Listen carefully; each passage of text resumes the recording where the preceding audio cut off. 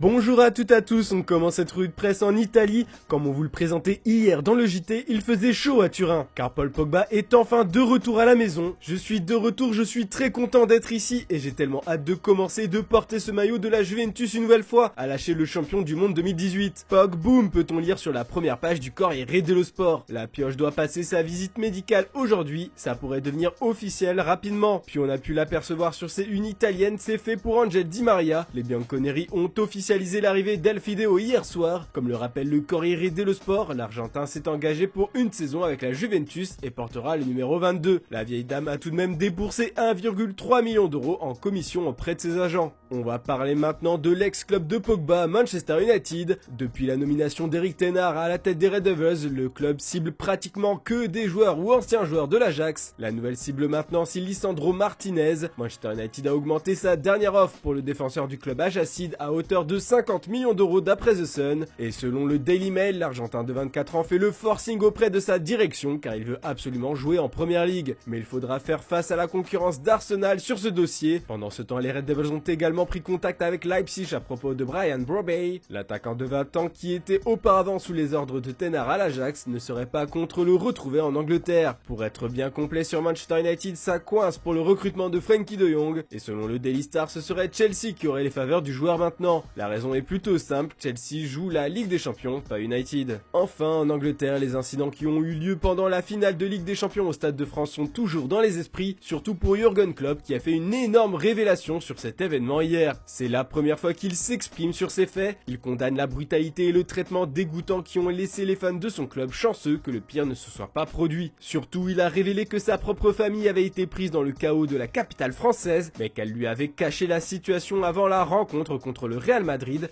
pour lui permettre de se concentrer sur le match. Clairement pour l'Allemand, une catastrophe comme ça ne doit plus jamais se reproduire. On va reparler un peu plus du mercato maintenant, ça fait un moment qu'on parle de Rafinha au FC Barcelone comme remplaçant d'Ousmane Dembélé. Pour le journal catalan Sport, il ne reste plus qu'un point à régler pour son transfert. Les négociations entre Leeds United et le Barça sont déjà entrées dans leur phase finale. Le Barça a présenté à l'équipe d'Elland Road ce qu'il considère comme sa dernière offre, il s'agit de 55 millions d'euros. L'Ori Verde devrait débarquer en Catalogne lundi, mais le Barça croit toujours au retour d'Ousmane Dembélé libre de tout contrat depuis 9 jours. Comme on peut le lire dans Mundo Deportivo, l'ailier français et le club se sont enfin mis d'accord pour un nouveau contrat. Dembo signerait jusqu'en juin 2024 et aurait le même salaire qu'Ansu Fati avec une baisse de 40% par rapport à celui qu'il touchait avant. Cette décision pourrait bloquer le transfert de Rafinha, quoique comme le rapporte Sport ce matin, Dembélé pourrait partir en Serie A. En effet, son agent a été aperçu dans les bureaux de l'Inter Milan, mais bon, le journal s'emballe peut-être un peu trop. En effet, l'agent du français représente aussi le défenseur central Dan Axel Zagadou, un joueur qui est pisté par le club italien. Puis ça y est, Clément Lenglet quitte la Catalogne, c'est officiel, il part en prêt à Tottenham. Ce matin au Portugal, c'est un autre joueur du Barça qui fait les gros titres. Normal, Francisco Trincao est tout proche de devenir un joueur du Sporting. Comme on peut le lire dans le quotidien Record, les Lions vont débourser 10 millions d'euros pour l'attaquant portugais de Barcelone. En ce qui concerne le salaire, le joueur a accepté de revoir ses ambitions à la baisse. Mais attention, le club catalan aura toujours une certaine possession du joueur. En effet, Abola nous explique ce matin que le club a fixé une clause de rachat estimée à près de 15 millions d'euros. Un montant qui pourra évoluer au fil des années. À Trincao de faire rapidement ses preuves maintenant s'il veut retrouver le maillot des Blaugrana. On termine ce tour en France et plus précisément à Marseille. Depuis la nomination d'Igor Tudor à la tête du club phocéen, les dirigeants de l'OM ont dû totalement repenser leurs objectifs sur le mercato. Pour la Provence, l'option Dries Mertens n'a jamais été évoquée. Par contre, pour le quotidien, Memphis Depay serait une nouvelle possibilité pour renforcer l'attaque, à moins que Milik se remotive comme l'annonce le journal français, ce qui annulerait la dernière piste. Puis comme le rapporte l'équipe ce matin, la priorité des phocéens actuellement c'est renforcer le couloir gauche. La piste la plus chaude selon le journal c'est de nouveau Nuno Tavares, le latéral gauche d'Arsenal. Selon nos informations, le club phocéen a formulé une offre de prêt avec option d'achat pour le joueur de 22 ans. Voilà, c'est tout pour ce samedi. Comme d'habitude, on se retrouve demain matin pour une nouvelle revue de presse. Bonne journée à toutes et à tous.